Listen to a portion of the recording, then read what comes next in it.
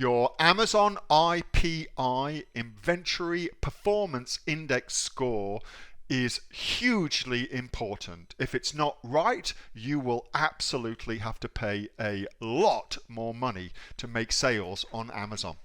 But how the hell do you optimize it? What even is the IPI score? Well, in this video, I'm going to talk you through it and show you how to optimize it so you're paying as little as possible so that you can make as much as possible. Now, if you like this kind of information where I'm helping you build and grow your own e-commerce business right here in Australia, be sure to give this video a thumbs up. That way I'll know that you want more information like this. Also consider subscribe to my YouTube channel, post brand new money making information just like this each and every day. And if you've got any questions for me about this or anything else, comment below and I'll answer it personally for you. With that being said, let's get into the IPI.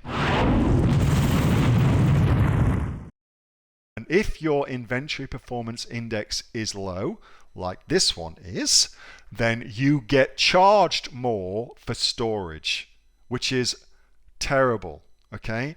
It really, really eats into your profit. So they used to have long-term storage fees, which were originally, by the way, for 12 months, where you get charged a fee for inventory that you'd have at Amazon for 12 months or more, okay? Then they reduced that to 6 months. So if you had stuff sitting in Amazon that you hadn't sold and it was been there for more than 6 months, they would charge you a fee for that. So coming down. Now it's 90 days. Now it's 90 days. And this will only get more and more, okay? So it's really moving to the point now where managing your inventory is an absolutely critical thing to do as far as your profitability of your business goes, because it's expensive. It's super expensive. So there's a couple of different things here. So what Amazon wants is your IPI score to be above 450. They want it to be above 450, and they take the IPI score as a measurement based upon the last 3 months worth of sales, or depending on how much sales you've got, if you're a brand new seller, they look at your last 3 months worth of sales and they make an assessment of your potential future sales based on your previous month's sales, okay? So there's, I'm going to give you some ways to optimize this in a second. That's crap for seasonal products. It is crap for seasonal products, but there's a way around it. I'm going to show you in a second. You may not have seen this before as well, but at the bottom of this, you've also got the restock limits as well, of how many stock limits you can actually put in, okay? That's just down there now. It used to be on a separate report. They've just put it down there now. So if you want to know what you can actually put into Amazon, that's what it is. So let's talk about optimizing this. So the things that have the biggest effect on your IPI score are excess inventory. Now this is an absolute bitch because logistics and shipping have been a complete nightmare, as we know, for the last, 18 months, 2 years, like logistics, shipping, it's been going crazy, yeah? It's been going all over the place. And so most people have, rather than run out of stock, have ordered more stock, and that's had the effect of actually putting more stock into Amazon, which has had a bad effect on their IPIs for that as well.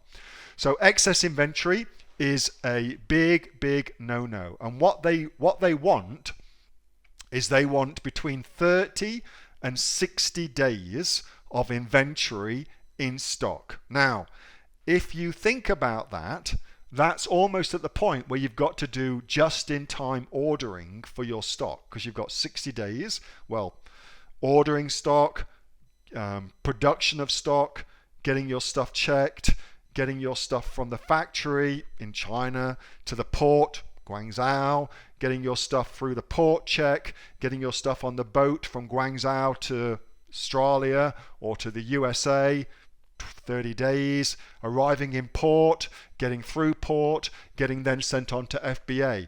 That process is a good 60 to 70 days.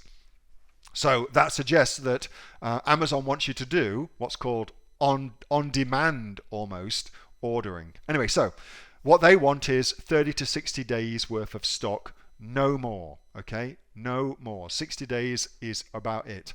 So they also look at something called the sell-through rate. Now, this is a little bit tricky, especially if you've got a seasonal product, or especially if you've got a new product, okay? The sell-through rate is the amount of sales you've made in the last 3 months divided by the number of items you've had in stock during that 3-month period on an average basis, okay? So if you've had 1,000 sales in a 3-month period and you've held 2,000 units of stock on average during that period, then your sell-through rate is 50%, which is too low. Okay? They really look at that. They really want to make sure that you're not holding too much stock in Amazon. What we did was to have a third-party warehouse hold our stock for us. It actually was much cheaper just to get a warehouse to hold the stock, and then you can actually utilize that in a few different creative ways. But and then as your stock is selling, you just take from your warehouse and put it into FBA. Okay, that's the way that you need to manage that now, especially if you don't want to run out of stock.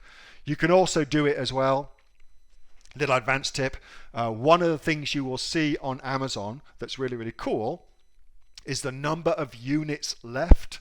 So in the SERPs, in the search engine results page on Amazon, it will say, oh, only 17 units left, or 20 units left. 20 is actually the cutoff point. 19 units left, for instance, something like that. And that's social proof. Well, you can engineer that by feeding your stuff into FBA from your warehouse if you want to, and you should want to. It's important. So is that. And then the other thing as well, Dean brought up something really important, which is all about seasonal products. Seasonal products are bad, but Amazon recognizes that there are seasonal product differences. And one thing that we do, something I spoke about before, is anytime we're going to have a big sale, we then go to Amazon and say to them, hey, we've got a big sale day coming up.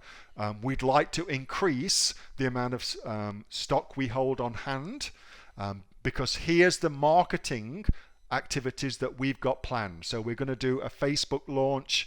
We've got TikTok influencers, whatever it may be. Like I tell them what I'm doing. I tell them the business plan so that I can get the stock that I need into Amazon. Okay, so you can do that too, and that does work. So they'll listen as long as you put a case together about why you should have more stock made available for you, for instance, or why you shouldn't be penalized for having that stock. They'll listen to that. That was a video from my regular Monday night Q&A session with the members of the Aussie Online Entrepreneurs. We are a community of over 2,500 Australian e-commerce professionals who sell things on Amazon, Shopify, eBay, and our own, of course, websites as well. Now, if you'd like to find out more about what we do with sales of over $50 million, you may want to come along and check out www.aussieonlineentrepreneurs.com.au to find out more and join us. With that being said, I'll see you there next time.